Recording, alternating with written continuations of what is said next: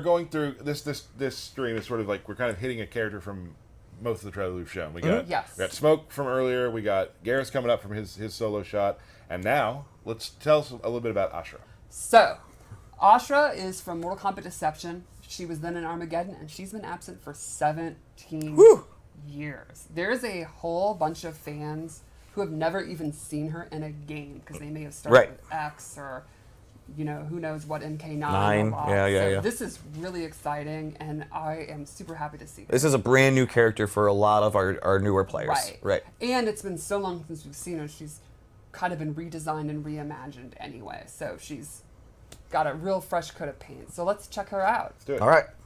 So Ashrah is a demon who has found an artifact, the Chris. It's a mystical sword. And when she slays demons with it, it purifies her soul. So she fights with the Chris all the time. And you could imagine that gives her exceptionally good range. How many bad things do you think she's done that she's constantly having to purify her soul? She is literally a demon from the nether realm, so I think she's been a bad girl. All right. She's been through it. All right. She's done a few bad things. You can see almost all of her normal attacks use her weapon. Like, she's got a super good uppercut. Which is going to give her good range instantly. Even her sweep uses her sword. Little bop there. Is that the professional term? Yeah, we all know that's the bop. I've played against Dan in cinematics plays a lot of Ashrah, and the range she keeps you at is one of those sort of frustrating ranges. Right. Let's go over her throw. The slashy slash. The slashy slash. We got a bop. We got a slashy slash. Ooh, little frost throw. And now let's go over special moves because they are very neat. She has a really unique playstyle. So the first thing she has is projectile, which is not a typical fast, tiny projectile. It takes up a ton of real estate on screen. Does not go full screen, and it's not the fastest in the world, but it reaches almost to the top of the screen. So you're not jumping it. Exactly. Right. And you're not ducking it. Exactly. Good one, Tyler. She also has crisscross, which is a sword slash, which is an excellent combo ender, and control kind of the ground and the air. And what's one of the ways you beat like long-range footsie tools? You beat? Beat it, yeah, by jumping. So you could say crisscross makes you jump. Wow, you really set these up. Oh yeah. Look, I don't understand why people say this is cringe. I don't get that. No, not at all. It's my least favorite term on the internet, by the way. So, did any of the attacks you were just showing have EX versions? Yes. In fact, I'll show one right now. The sword uppercut, which when you EX it, allows her to combo. Awesome. But the projectile and the crissity-crossity? They just do more damage. Oh, okay, cool. And I think crisscross has a pop-up. Okay, cool. So thanks for reminding me. Yeah, team, no problem. And then lastly, we have her ghost dash. So this is a cool move where she sends a ghost, travels as far as she wants, and she can cancel it. Nope. And she can also do this quicker version that goes behind you. But you're following it. Exactly.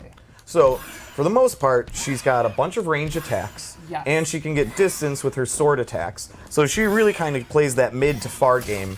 And if you try jumping in at her, she has that special move that just is a rising sword attack that's just then going to allow her to extend air combos. Exactly. Nailed it. But there's one really cool mechanic involved in all this that makes her just an added layer to make her a little bit more in-depth. Tell us about that layer. Let's peel that onion. Tap into her dark side, and this changes the properties on most of her special moves. Okay.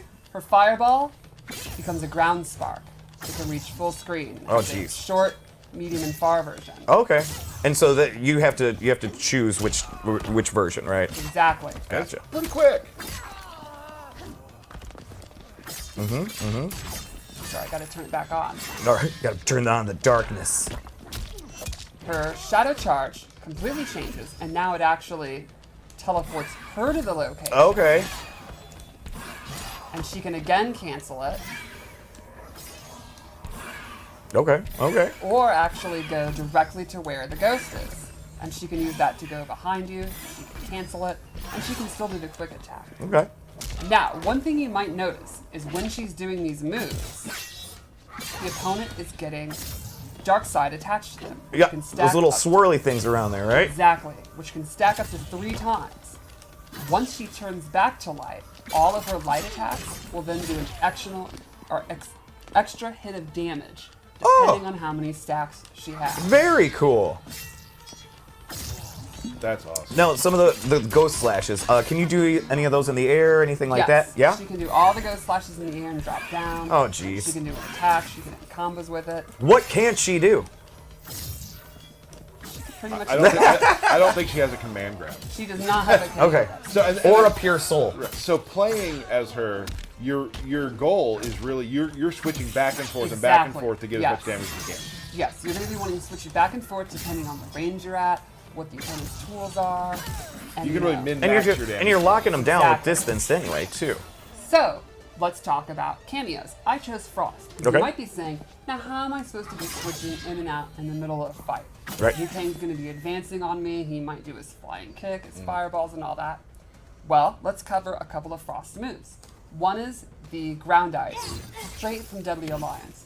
Super fast, low combo starter. And it seems to cover like a majority of the screen. Exactly. This is going to be a big time movement check when you're fighting Frost. You could let it rip at any time. It's going to be super dangerous. And that's going to keep the opponent on their toes. And then boom, you've hit it.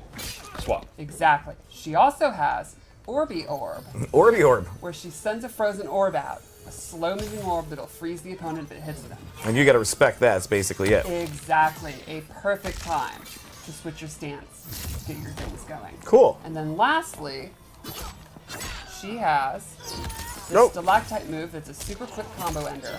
Or if she holds it, she gets a secret special 4th move. What? Where she does these stabby stabs. And if you block, you can see this has. Can you block. Pick up the controller and block? Yep. This will actually push you full screen and do chip, and that can get you back in range to be going for your. And that's a low too that you're doing there. Yes. Yeah. So. And now the meter burner hold down stabby stab. Did that cost any additional meter or anything like that? I believe it's still the same as regular. I believe. I do not have the cooldown times. Okay. And also something to mention, still game in progress. Things are still being tweaked and balanced and whatnot. Totally. So things you see here, damage-wise and that sort of thing, may change. Obviously. So there's a very good chance. Yes. There's a very good chance. Well, I'll remember the combo I did back in 11 that just didn't work later. No. The Dundee. And I still hear about it to this day. So let's check out our Fatal Blow. I think the wings are so rad. Yeah, huge fan of the wings. It's an audible gasp during the fatality. Yeah.